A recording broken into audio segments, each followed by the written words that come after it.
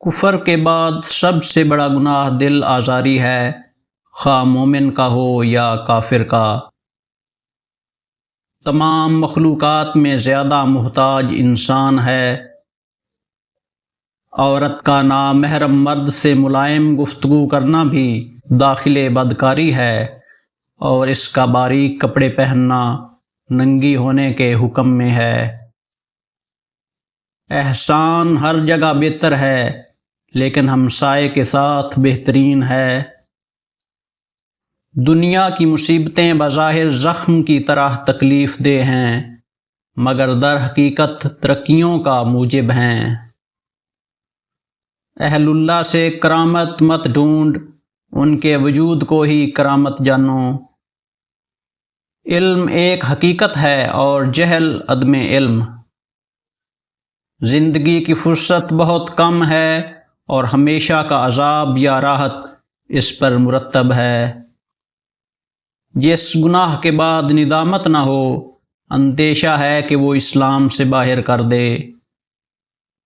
جب مومن پر ہیبت الہی جم جاتی ہے تو اس کی عبادت و اطاعت کو دوام حاصل ہوتا ہے۔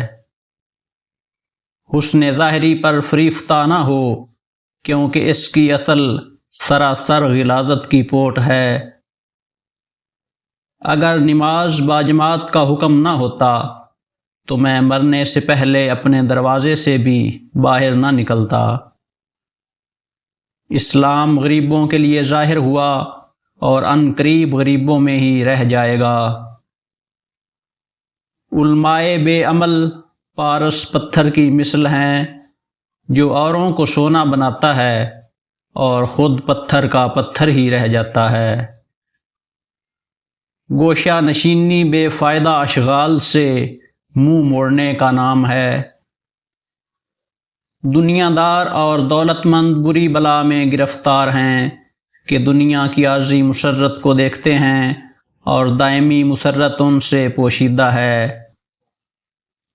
حادثات دنیا کی تلخی کڑوی دوا کے مثل ہے۔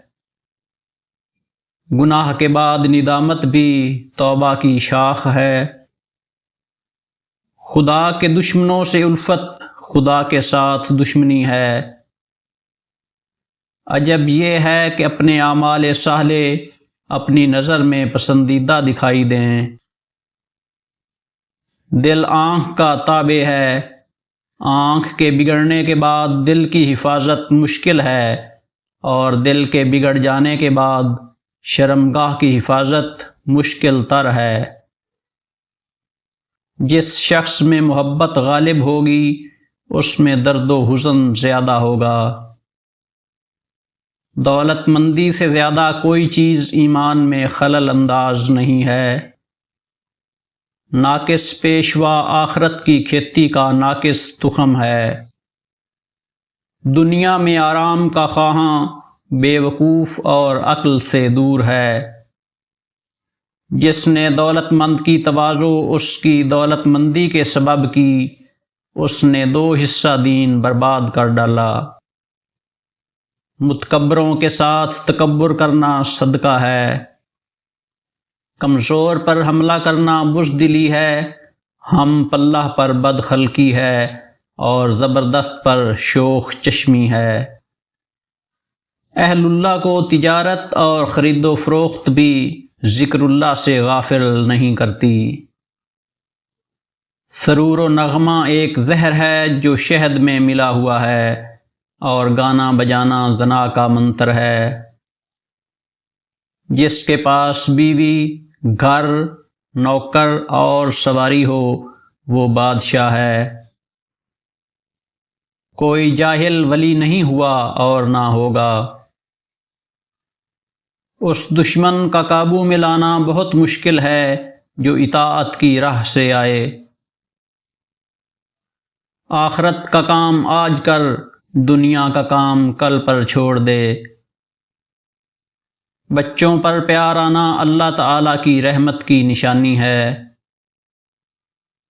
عمل کی سستی پر مغفرت کی امید ہے، لیکن بد اعتقادی پر نہیں۔